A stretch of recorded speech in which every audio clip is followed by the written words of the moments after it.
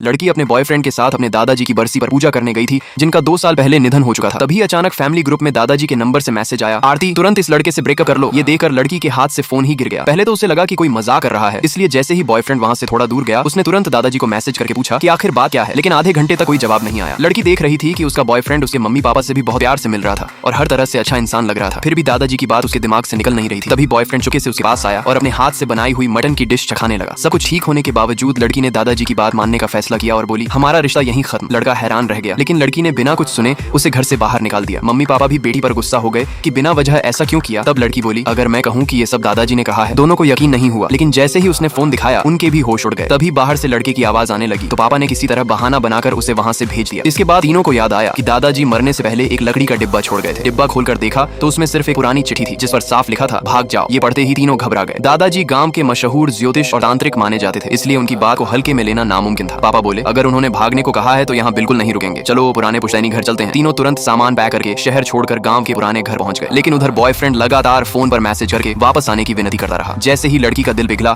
और वो रिप्लाई करने लगी, तभी फिर दादाजी का मैसेज आया, विक्रम। लड़की तुरंत समझ गई कि दादाजी कुछ बताना चाहते हैं। उसने पूछा कि आखिर ब्रेकअप क्यों करवाया, तो जवाब मिला, उस लड़के के आसपास बहुत बुरी शक्ति है, जो भी उसके करीब रहेगा उसके साथ अनहोनी होगी। फिर दादाजी ने लिखा कि तुरंत मेरे छोटे भाई के घर चले जाओ। बिना देर किए तीनों फिर कार लेकर निकल पड़े, लेकिन रास्ते में अचानक फोन पर अलर्ट बज उठा। तभी दूसरी तरफ से आवाज आई, मैं पुराने घर तक पहुंच चुका हूँ, वो लोग कहीं नहीं मिल रहे, जिंदा हो या मुर्दा, मैं उन्हें ढूंढ कर रहूंगा। माँ घबरा कर बोली, अच्छा हुआ पिताजी ने समय रहते हमें सावधान कर दिया, नहीं तो आज आरती उसके हाथ लग जाती। पापा बोले, लेकिन उसे पुराने घर का पता कैसे चला? लड़की बोली, मैंने तो किसी को नहीं बताया। तभी माँ बोली, लगता है उस लड़के ने तुम्हारे फोन में ट्रैकिंग लगा दी थी। लड़की घबरा कर बोली, अब मैं दादाजी से कैसे बात करूंगी? पापा ने कहा, तुम्हारी माँ के फोन में अपना अकाउंट लॉग इन करो, अब 1 मिनट भी बर्बाद नहीं कर सकते। आखिरकार तीनों दादाजी के छोटे भाई के घर पहुंचे और बोले, चाचा जी सारी बात हम आपको बता चुके हैं, दादाजी ने ही हमें आपके पास भेजा है, लाइक सब्सक्राइब कर देना, भगवान आपको बहुत खुशी देगा।